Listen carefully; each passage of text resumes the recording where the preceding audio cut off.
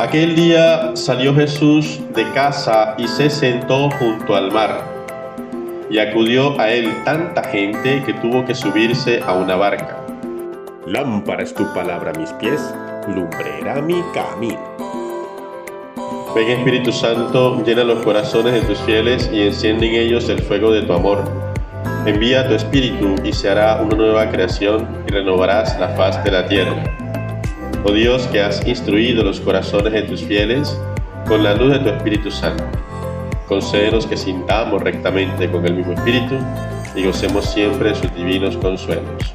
Por Jesucristo nuestro Señor. Amén. Espíritu Santo, ilumínanos y santifica.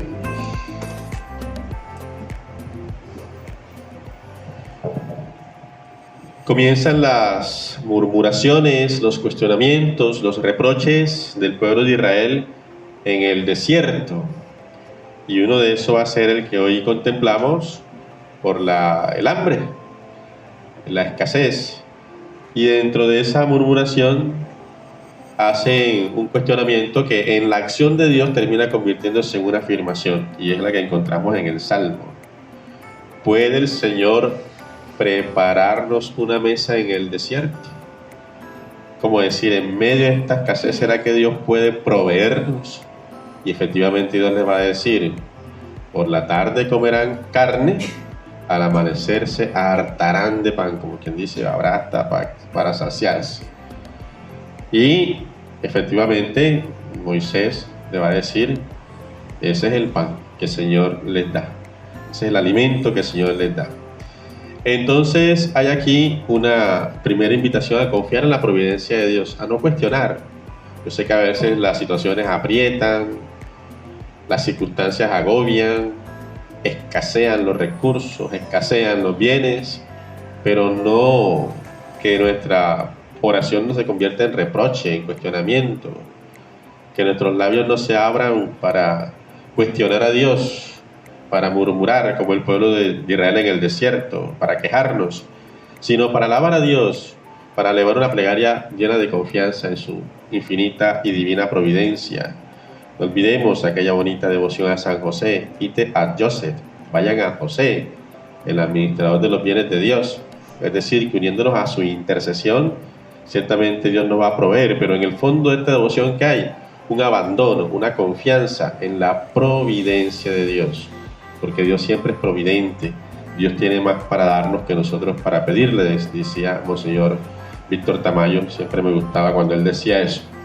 Entonces, confiar en la providencia de Dios, no dejar que las circunstancias apremiantes nos agobien, y mucho menos que caigamos en la queja, en la murmuración, en el cuestionamiento ante Dios, sino abandonarnos en la oración y confiar en su providencia, que nos alimenta no solamente con el pan material, sino también con el pan espiritual.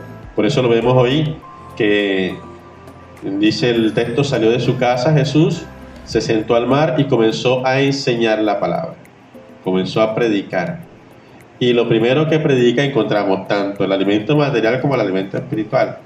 Primero porque en la parábola nos habla de un sembrador que sale, es decir, ese Dios que sale constantemente, que sale todos los días a bendecir la tierra, que sale todos los días a sembrar la semilla, que sale todos los días a ser fructífera en la tierra para proveernos de todos los bienes necesarios. Pero también es el predicador que sale a sembrar la semilla de la palabra en nuestros corazones. Y atención a lo siguiente, vemos aquí diversos terrenos, unos totalmente negados ante el fruto, otros que dan, pero que dan como por medidas, dice el 30, el 60 o el 100 por uno. ¿A qué corresponde esa medida? Nuestra confianza. O sea, en la medida en que más abramos el corazón a la palabra, en la medida en que más confiemos en la providencia de Dios, en la medida en que más nos abandonemos a esta palabra, que es veraz, que no nos engaña, sino que cumple lo que dice, hace lo que dice, entonces en esa medida también seremos bendecidos, en esa medida también vamos a contemplar la generosidad y la bondad de Dios.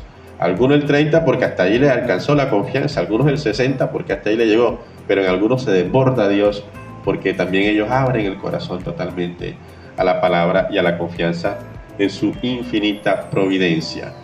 Al final dice el texto: el que tenga oídos, que oiga, es decir, a escuchar más y a quejarnos menos.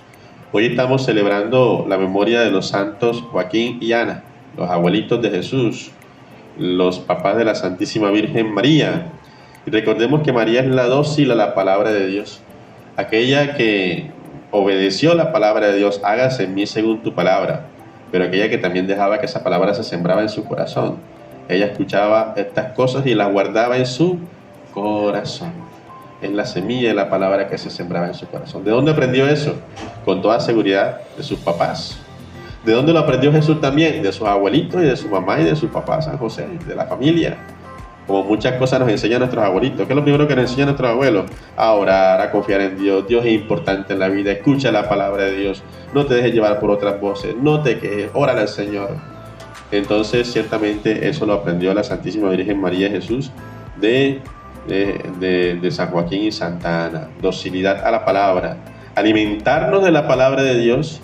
Que esa palabra nos lleva a confiar en la providencia para también ver el pan espiritual, pero también ver cada día en nuestra vida el pan material. Hablemos menos, quejémonos menos y escuchemos más la voz de Dios. Confiemos más en la providencia de Dios y ciertamente veremos cómo el Señor nos provee día y noche con sus bienes visibles e invisibles.